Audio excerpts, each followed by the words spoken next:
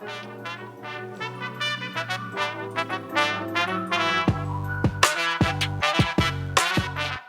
right, thank you, Morgan, and thank you to the She Lead Conference for inviting me here today to talk about an important topic, and that's your total compensation. So we'll jump right in. I'll do a brief introduction. My name is Malika Terry. I am the Vice President of Global Total Rewards for UPS. This is the first and last time you'll see UPS on my slide because, as we've talked earlier in the conference, this is about branding yourself. So I have a passion about talking about money. And I've had that whether I've talked about how to save or how to invest, or now in my professional life, how to do your total rewards or your compensation package. So really, I'm gonna come to you as Comp Talk 101. So what do we talk about or will we talk about today? Today, we're gonna talk about a couple of key items, and I'm gonna get through those really quickly so we can get to the meat of this conversation, which is how do you have that conversation with your management team or with the organization that's bringing you on about your total rewards package. First, I'll address what's the difference between compensation and a total rewards package. Then, how do you understand the value of the position in the marketplace? Also, a couple of golden rules about salary negotiation. And finally, the meat of this conversation is what can I negotiate? So, what is compensation versus total rewards? Well, compensation really is just your take-home pay. When you go to sit down to have that negotiation with your current company or with the company that's bringing you into the organization, you want to have a conversation about your total compensation or total rewards, which includes compensation, base pay, incentive pay. It includes your recognition. It includes your development. It includes the benefits and work-life well-being. And that's a lot more than just base pay. So when you get ready to sit down and have that conversation, make sure you have an inventory. I'll stay here for a second so you can do a screen grab of this particular slide, but think about the inventory of items that you want to discuss with your management team or with that next company that's making the offer to you. Also, understand the position's market value. It's not about you. And I apologize for that it's not about you, it's about the job. If you have an MBA, I'm proud of you for having that MBA, and I'm excited for you because I have mine too. But if the job does not call for an MBA, you may not be compensated for that MBA. However, know the wealth or know the value of the job that you're either in or applying for. Now, where can you find this kind of information? You can find it from recruiters, executive search firms. They'll share this information with you, especially in that arena, because the more that they can talk up your compensation and sell you to the organization, they'll also take home more too. That's a part of their sales pitch, just so you know. You can also find this online. Google it. Go to Indeed.com. Go to places like The Ladders, Career.com. All of those places are still available to you for you to find out the value of your position in the marketplace. And finally, networking. Leverage your network. We've talked about that today. This is when you utilize that network. You can use LinkedIn, you can call people, you can reach within the organization itself to find out more about their pay practices. You can also look on Glassdoor. Now that's why I said I took my UPS hat off and put on my Comp Talk 101 hat, because that is one of the frustrating things as HR, because we do know that that data is out there. Some of it's not as reliable, but if you bring in multiple sources, it increases the reliability of that data. So that's where you find it. And then there's just a few golden rules. When you're applying for that new job, you're offered the position, what are some of those key rules that you should think about? It's the same thing you should think about in any negotiation, whether it's negotiating for that next car that you're about to purchase, or if you're going to negotiate some home improvement items and you're negotiating with the contractor. Don't speak first. Let the person on the other end reveal their hand first, because you could sell yourself short. Stall until an offer is made. If an employer asks you, what's your salary range? A good way to respond to that question is, well, you know what? I've applied for this job at XYZ company, and I know that you pay market competitive ranges. So I expect to be paid within a market competitive salary range. And you avoid showing your hand, and then you can actually turn the tables on that employer and say, but can you share with me your salary range for the position? What are some of the other incentives and or benefits the position offers? So now you have more information to go back and add to the data that you have so that you can present a good option when they make you that offer, and you can counteroffer or say, hey, this is perfect for me. Also, take time to think it over. Don't respond immediately. You can say, thank you very much. I'm so excited for this opportunity. Give me some time to get back to you. And then that's when you go back, pull all that research up, and now you can start formulating your response. However, once you've done all your negotiating, and we're going to get to the next slide where we talk about what can you negotiate, that's when you come back, you enthusiastically present your response, and then you get the final offer in writing and get everything in writing. Because you want to make sure no matter whose leadership changes, if a person retires or if your manager takes on a different role, you have all of those commitments in writing. So, what can you negotiate? The answer to that question is, it depends. It depends on your level as you're coming into an organization. It depends on what that organization offers, and it depends on what you're looking for. So start with that inventory we talked about in the very beginning. What's important to you? What's top of mind for you? Is it a new job? Is it a new company? If it's a new company, will you have a team? What's the status of that team today? Because the company may offer me the perfect base salary. The company might have an incentive program. And what I'll do is I'll take a look at that base pay and I say, it is in a competitive range. Great, check the box on that. Now, I know the company offers an incentive program.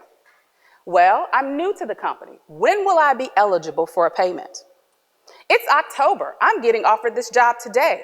I'm forfeiting the bonus that I have at my current company. So what do? I'm losing out on that. Or I don't get a bonus in my current company. But this year, everyone else is going to get a payment for a 2020 bonus next year in March, and I'm not going to get anything. That's an area for you to negotiate. That's an area for you to leverage. Also, I'm coming into a new organization. I'm going to have a team of 50 people. This organization has a history of promoting from within. And now they've hired somebody from the outside. Terry mentioned that earlier in her conversation. That's a difficult position to be in. So let me think, what do I negotiate to help me make this transition into the organization and be more successful and help the organization be successful?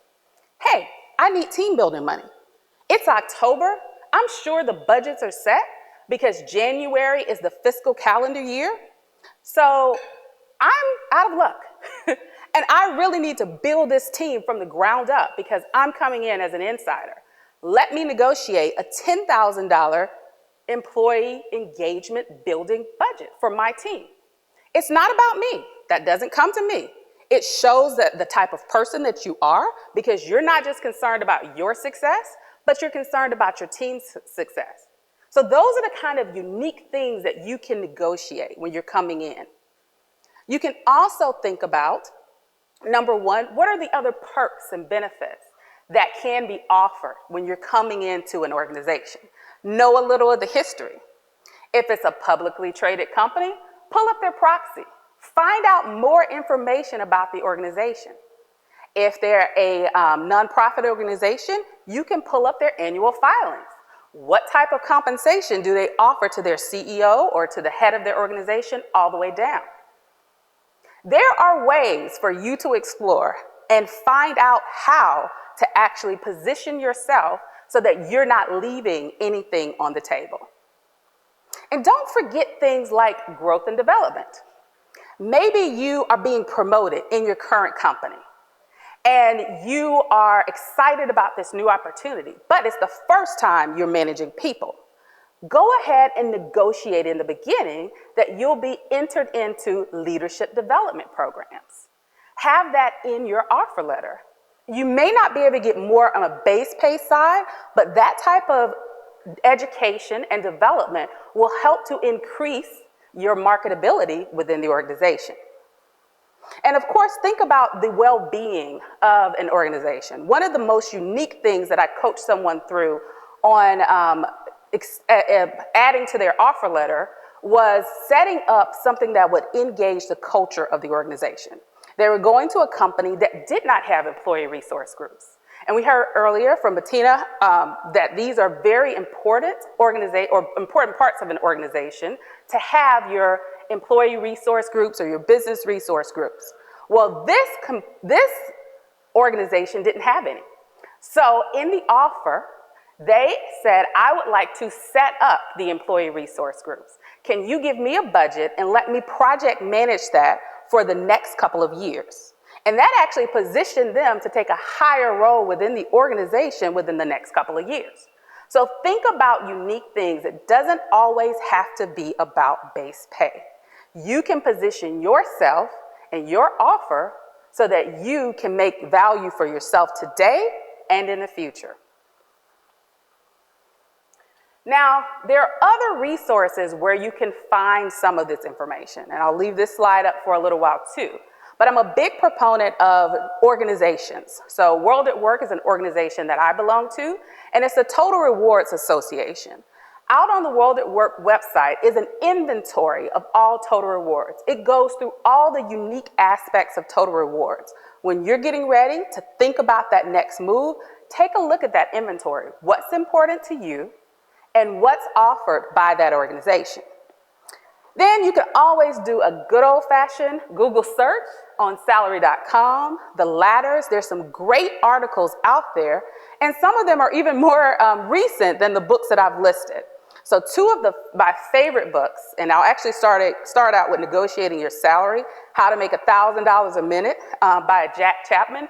It's a short book, and it actually gives you some very good ideas on what to say in response to the salary questions. How do you position it? How do you defer it? What can you negotiate for? So that you have a deeper dive into this. And then the last thing I'll say is that if you've excelled through your career and you're now at that C-suite level or about to move into that C-suite level, that's when I strongly recommend that you bring in an employment attorney so that you can talk through any questions that might be a part of your offer, and they can help you understand the legalese behind all of the work or all of the terminology in your employment contract or your offer letter. And I know that was quick, but I really wanted to get to the meat of how to negotiate your salary and what to look for. So I know that there may have been some questions that have come up in the chat, or there might be some other questions that we can go through. So I'll turn it over to Melanie to see if there are any questions.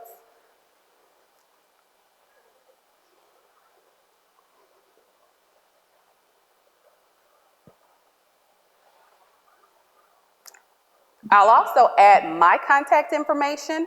If you'd like to contact me, just like Terry said, sometimes you can reach out. I have had people to reach out and say, hey, how can you help me through this conversation? Feel free to reach out to me on LinkedIn, or I've also listed my email address too.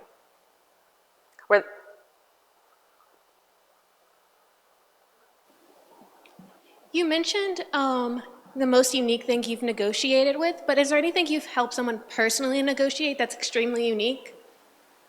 Good question. I would say first start with understanding that you can actually transition any type of conversation. Am I okay to go? Okay, you can transition or you can negotiate just about anything. So if you're leaving money on the table from your current employer for any reason, understand that you can negotiate that and bring that over. I wouldn't call that a signing bonus. I'd really call that some type of transition bonus, because what will happen is that you're leaving money on the table from a bonus, or you may have to repay certain things such as a student loan repayment, or if the company has invested in you for any type of education, you may have to repay that. Now, that's one of the things that I've helped people to understand, that you can ask the new company to pay that off so that you start off with a clean slate. Okay, and then you mentioned, you say go with your, you say you found salaries in your competitor's market range. What are any other ways to avoid giving up salary information in your interview? Good question. You can avoid giving up salary information by just saying things like, can we talk about that when we have an offer on the table? Or if you're comfortable with providing a range, but because you have actually done your research before going to that interview, then share that range. Don't stick with a number, but share a range. And I think that those are some of the key pieces that even if you look at some of the articles on the ladders or careers.com, that you'll see some of that same information and thoughts that if you can defer it or give a range, that would be best. Okay, and then with things becoming more digital, how do you recommend handling things via email? Or do you always recommend going through the phone?